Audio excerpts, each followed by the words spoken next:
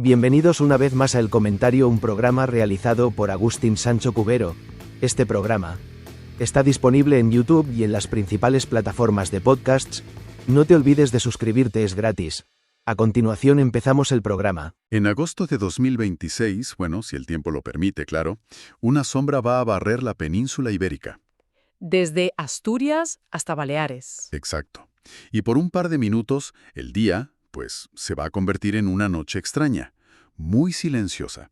Vamos a vivir un eclipse total de sol. Uf, Y la cuestión que nos plantean las fuentes hoy no es solo qué es, sino qué significa. Porque estos eventos son mucho más que un espectáculo. Son un puente directo a nuestra propia historia. totalmente. Es un fenómeno que nos conecta, que nos iguala con nuestros ancestros más remotos. Claro. La misma coreografía cósmica que aterrorizó a un agricultor en Mesopotamia es la que hoy hace que miles de personas planifiquen sus vacaciones con años de antelación. Para estar en el lugar exacto y en el minuto preciso. Justo. Es un hilo conductor fascinante a través de la historia. Pues precisamente de ese hilo vamos a pirar hoy. Tenemos sobre la mesa un conjunto de textos que nos llevan de la mano en un viaje increíble. Ajá. Desde el pánico y la superstición de las primeras civilizaciones hasta la precisión matemática que nos permite, pues eso, planificar la agenda para 2026. La idea es entender por qué este baile entre el Sol, la Luna y la Tierra nos ha obsesionado durante milenios. Es que en la historia de cómo entendimos los eclipses está, digamos en miniatura, la historia de cómo empezamos a entender el universo. Y nuestro lugar en él. Eso es. Es un reflejo perfecto de nuestro despertar científico. Me gusta esa idea. Un reflejo. Pues vamos a empezar por la base, por la mecánica celeste. Vale. Creo que es clave dejar clara la diferencia entre un eclipse solar y uno lunar, porque parecen dos caras de la misma moneda, pero la experiencia desde aquí, desde la Tierra, es radicalmente distinta, ¿verdad? Absolutamente distinta. El solar es un evento muy local, dramático, que te sobrecoge por lo breve que es. Y ocurre de día. Sí. El lunar es global, más sutil, se desarrolla durante horas, de noche. La mecánica es sencilla pero elegante. En un eclipse solar, que siempre ocurre en luna nueva, la luna se alinea perfectamente entre el Sol y la Tierra. Y proyecta su sombra sobre nosotros. Eso es, una pequeña mancha que viaja a miles de kilómetros por hora. Y solo quienes están dentro de esa mancha, de esa franja de totalidad, viven la experiencia completa de la noche a mediodía. Exacto. Si estás un poco fuera, pues verás un eclipse parcial. Y a veces, si la Luna está en el punto más lejano de su órbita, que es elíptica, No llega a tapar el Sol del todo. no llega a cubrirlo y nos regala un eclipse anular, el famoso anillo de fuego. Vale. En cambio, el eclipse lunar es lo contrario. Ocurre en luna llena, es la Tierra la que se interpone entre el Sol y la Luna. Y es la sombra de nuestro propio planeta la que la cubre. Mucho más grande, sí. Y por eso, Por eso lo puede ver todo el hemisferio nocturno de la Tierra a la vez. Y por eso la Luna no desaparece, sino que se pone de ese color rojizo, la luna de sangre. justo, es la luz solar que se filtra a través de la atmósfera de la Tierra, de todos los amaneceres y atardeceres de nuestro planeta en ese instante. Y esa luz se proyecta sobre la Luna. Es una coreografía perfecta. Pero me cuesta imaginar lo que era ver eso sin tener ni idea de lo que pasaba.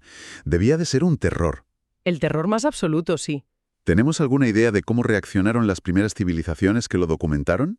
Tenemos una ventana increíble a ese pasado. Las fuentes hablan de una tablilla de arcilla, la KTU 1.78. ¿Encontrado a dónde? En las ruinas de la antigua ciudad de Ugarit, en la actual Siria. Es un texto cuneiforme que describe de forma muy poética, casi angustiada, cómo el sol se avergonzó y se ocultó en pleno día. ¡Qué imagen! Los investigadores la han datado en el 5 de marzo del 1224 o el 21 de enero del 1192 antes de la Era Común. Es posiblemente el primer reportaje de un eclipse de la historia. Es que te transporta. Imaginar a alguien sobrecogido por esa oscuridad corriendo a grabar en arcilla lo que acababa de ver. Uf, sí. Pero luego llegaron los babilonios y pasaron de la crónica del asombro a algo mucho más sistemático. Se convirtieron en, no sé, los notarios del cielo. Y ese es el salto cuántico. Los babilonios, con sus tablillas Enuma Anu en Lil, que eran detalladísimas, sobre todo a partir del siglo VIII AEC, Sí. no solo registraban los eclipses, sino todo lo que ocurría en el cielo. Y de esa paciencia infinita de observar y anotar durante siglos, surgió el descubrimiento que lo cambió todo. Espera un momento. ¿Me estás diciendo que un grupo de astrónomos en Babilonia, sin telescopios ni ordenadores, solo con perseverancia y tablillas, descifraron un patrón cósmico que dura casi 20 años? Exacto. Cambiaron las reglas del juego. Es una pasada. Es el nacimiento de la astronomía predictiva. Se dieron cuenta de que cada 223 meses sinódicos, Que es el tiempo que tarda la Luna en completar sus fases, ¿no? eso es, de luna nueva a luna nueva, pues se dieron cuenta de que el Sol, la Tierra y la Luna volvían a alinearse de una forma casi idéntica. Y a eso lo llamamos el ciclo de Saros. Lo encarnan los griegos. Totalmente. Para ellos, el eclipse dejó de ser un mensaje de los dioses para convertirse en una herramienta. Una herramienta para medir el universo. Exacto. Y hay dos ejemplos que son maravillosos. El primero, Aristóteles. Se fijó en algo que, una vez que te lo cuentan, parece obvio. A ver. Durante los eclipses de luna, observó que la sombra que la Tierra proyectaba sobre la superficie lunar era siempre, sin excepción, un arco de círculo. Es increíble. No es solo un dato de geometría. Es el momento en que usamos un evento cósmico, algo que daba terror, como un espejo para entendernos a nosotros mismos. A descubrir la forma de nuestro propio mundo. Usar el cielo para cartografiar la Tierra por primera vez. Es una de las demostraciones empíricas más elegantes de que la Tierra es redonda. Y luego, Aristarco de Samos fue todavía más lejos. ¿Qué hizo? Utilizó la geometría de los eclipses, tanto solares como lunares, para intentar algo que hoy nos parece ciencia ficción para su época. Estimar el tamaño del Sol y a qué distancia está. O sea, tomarle las medidas al cosmos. Eso es. Sus números no fueron precisos, pero el método, la audacia de usar esas sombras celestes para eso, fue absolutamente revolucionaria. Entonces, tenemos a los babilonios prediciendo el cuándo y a los griegos usándolo para medir el cómo. Pero Ptolomeo, en Alejandría, nos deja con este problema, que debía ser frustrante. Sí, Sabemos que va a haber un eclipse, pero no tenemos ni idea de si la totalidad pasará por Roma o por Persia. Esa imprecisión debió de ser un quebradero de cabeza. absolutamente. El Almagesto de Ptolomeo, sobre el 150 de nuestra era, fue una obra monumental que nos permitió predecir los eclipses con un modelo matemático. Pero tenía esa limitación, sí. ¿Y ahí es donde entra en juego una cadena de conocimiento que atraviesa culturas? Exacto. El trabajo de Ptolomeo lo recogen y lo refinan los astrónomos del mundo árabe. Simplificaron sus cálculos, que eran complejísimos. Y a través de Al-Ándalus, sobre todo de la Escuela de Traductores de Toledo, ese saber regresa a Europa.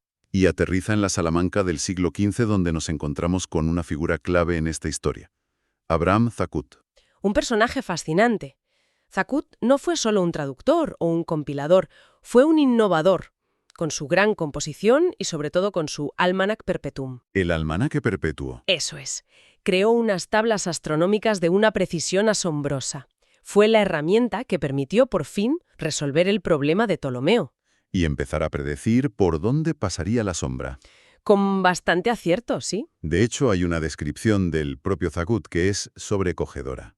Él vivió en Salamanca el eclipse total del 29 de julio de 1478. Que según los cálculos fue el mayor visible desde allí en más de 2000 años. Y escribe, el cielo se oscureció como si fuese medianoche. Hay que imaginarse el impacto. 5 minutos de oscuridad total en pleno día en el siglo XV. Debió de ser una conmoción. Tenemos crónicas de la época que lo mencionan. Incluso se llegó a asociar con la propagación de enfermedades. ¿En serio? Sí. Otro catedrático de Salamanca, Diego de Torres, estudió el eclipse de 1485 no desde la astronomía, sino desde la astrología médica. Estaba convencido de que alteraba los humores del cuerpo. Vemos cómo ciencia y superstición todavía convivían. Totalmente. Y esas tablas de Zakut, esa nueva capacidad de predicción, se convierten en las protagonistas de una de las anécdotas más famosas de la historia de la exploración. La de Cristóbal Colón en Jamaica. Una historia fantástica. Sitúanos. Estamos en 1504, en su cuarto viaje.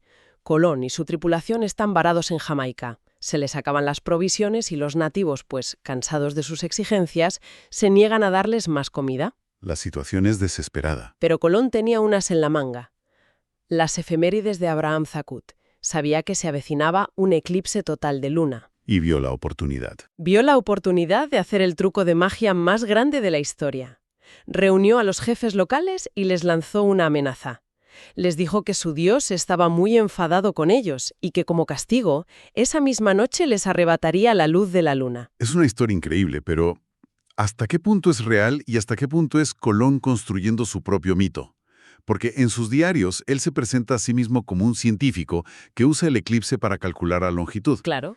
Parece un poco conveniente para limpiar la imagen de una simple manipulación. Es una pregunta muy pertinente. Probablemente sea una mezcla de ambas cosas. La manipulación, sin duda, ocurrió. El pánico de los nativos al ver cómo la luna era devorada por una sombra rojiza está bien documentado. Le suplicaron que intercediera. Le prometieron de todo. Ya me imagino. Pero lo que también es cierto, y científicamente más relevante, es que el propio Colón anotó que usó el evento para un fin práctico: estimar la longitud geográfica de la isla. A ver si lo entiendo. Como un eclipse lunar ocurre en el mismo instante para todo el mundo que puede verlo. Ajá. Es como un pistoletazo de salida cósmico y universal. Si en tus tablas dice que el eclipse empieza a las 10 de la noche, hora de Salamanca, y tú en Jamaica mides que empieza a las 4 de la tarde, hora local, Esa diferencia de 6 horas te da directamente la distancia en longitud. es brillante por su simplicidad. Exacto. Se convirtió en el GPS celestial de la era de los descubrimientos. Fue la herramienta fundamental para empezar a cartografiar con una precisión decente las costas del Nuevo Mundo. Es alucinante. Y hablando de mediciones precisas, todos estos registros antiguos, babilonios, griegos, árabes, nos han servido para algo que a ellos les había parecido brujería: medir el frenado de la rotación de la Tierra. Esto sí que es increíble. ¿Cómo funciona? Al tener registros de eclipses de hace miles de años, podemos calcular con nuestros ordenadores exactamente dónde debería haberse visto la franja de totalidad. Vale. Y resulta que hay una pequeña discrepancia. El eclipse se vio a cientos de kilómetros de donde debería. La única explicación es que el día, en estos milenios, se ha ido alargando muy poco a poco, Por el efecto de la luna, ¿no? principalmente por el efecto de marea de la luna. Se ha calculado que hace 2000 años el día era unas 3,4 centésimas de segundo más corto que hoy. Esos milisegundos, acumulados durante siglos, mueven la sombra del eclipse. Usar un evento cósmico para medir un cambio casi imperceptible en nuestro planeta. Es poesía. Bueno, demos un salto a hoy. Con Kepler, Newton y la mecánica celeste, la predicción es casi perfecta. Y la gran noticia es que en España tenemos un menú espectacular a la vuelta de la esquina. Una trilogía de eclipses solares que es una oportunidad única en una vida. El primero, y el que tiene a toda la comunidad astronómica en vilo, es el 12 de agosto de 2026, un eclipse total de sol. ¿Por dónde pasará? La sombra lunar entrará por Asturias, cruzará el norte de la península por ciudades como Burgos o Zaragoza y saldrá por las Baleares. Y lo más especial es que ocurrirá al atardecer. Sí, con el sol muy bajo en el horizonte, lo que promete un espectáculo visual inolvidable. Un eclipse total poniéndose sobre el mar en Mallorca. Suena a imagen para la historia. ¿Y después? Después, casi sin tiempo para recuperarnos, el 2 de agosto de 2027 tenemos otro eclipse total. Este será de mayor duración y cruzará el extremo sur de la península, por la zona del estrecho. Vaya. Y para rematar, el 26 de enero de 2028, un eclipse anular, el Anillo de Fuego, visible desde otras zonas de España. 3 años, 3 grandes eclipses solares. Es un privilegio cósmico. Sin duda. Para quienes nos estén escuchando y ya estén abriendo el calendario, ¿qué consejos prácticos podemos extraer de las fuentes para no fallar? Los consejos son muy claros y se centran en la logística. Primero, planificar el lugar. Hay que consultar las webs de organismos como el Instituto Geográfico Nacional. ¿Que publican mapas detallados de la totalidad? Exacto. Lo ideal es buscar un punto cerca de la línea central de esa franja, que es donde la oscuridad dura más. Y me imagino que tener un plan B es fundamental. Un día nublado te puede arruinar la experiencia. Esencial. Unos días antes hay que mirar las previsiones y estar dispuesto a moverse, hacer unos cientos de kilómetros si hace falta. Claro. Pero el consejo más importante, y en esto insisten todas las fuentes, es llegar al sitio elegido con al menos un día de antelación. Me imagino el titular. Miles de personas se pierden el evento del siglo por culpa de la operación salida. Totalmente. Los atascos para ver estos eventos son legendarios. Querer llegar el mismo día es la receta para ver el eclipse desde el arcén de una autopista. Un buen recordatorio, sí. Y por supuesto la seguridad. Usar siempre gafas de eclipse homologadas. Mirar al sol sin protección, aunque esté a medias, puede causar daños oculares permanentes. Vale. Y luego, detalles específicos.